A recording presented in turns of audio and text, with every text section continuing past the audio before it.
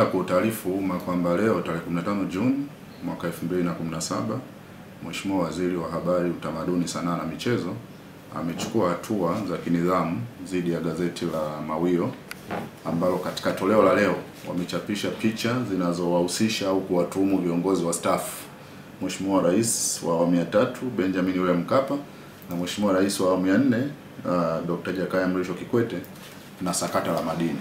Lakini vile vile katika ukurasa wa 12 wa gazeti hili kuna makala inayoendelea kuwatuhumu hawa staff na sakata hili la madini. Sasa Mheshimiwa Waziri kwa nini amechukua hatua hizi ni kwamba kwa mujibu wa ripoti mbili ambazo zimewasilishwa kwa Mheshimiwa Rais Dr. John Pombe Magufuli, hakuna mahala popote ambapo wastaafu hawa wanatuhumiwa au hata wamechunguzwa tu kwa kuhusika au kutohusika kwenye sakata la madini. Kwa hivyo kama ambavyo pia agizo la serikali limesisitiza wastaafu hawa ni walikuwa wazalendo, walitimiza wajibu wao kwa wakati wao, tuwape nafasi ya kupumzika wakati sisi tunaendelea kushughulikia yale tulionayo. Sasa kwa mamlaka aliyopewa Mheshimiwa Waziri kutokana na kukaidi huko kwa gazeti hili, amechukua hatua kwa mujibu wa kifungu cha 59 cha sheria za huduma za habari. Amelifungia gazeti la Mawio kwa kipindi cha miaka miwili, ni jumla miezi 24.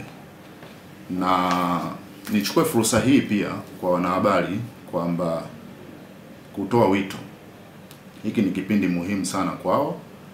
Ni kipindi ambapo tuna sheria mpya inayosisitiza kwamba sisi ni wanataaluma, sekta yetu ya habari rasmi tumekuwa ni taaluma kamili, basi wafanye kazi zao kwa mujibu wa misingi ya taaluma na misingi ya sheria. Vile vile nichukue fursa hii kuvipongeza vyombo ambavyo vimefuata misingi hiyo kwa kuacha kuwahusisha wastaafu hawa, lakini pia na mwananchi mwingine yoyote kumhusisha mtu na swala ambalo halimuhusu au hakuna ushahidi si kitu kizuri. Kwa hiyo nivipongeze pia vile vyombo ambavyo vimechukua hatua hiyo kuanzia leo na vitakavyoendelea kutekeleza misingi hiyo ya kitaaluma. Asante.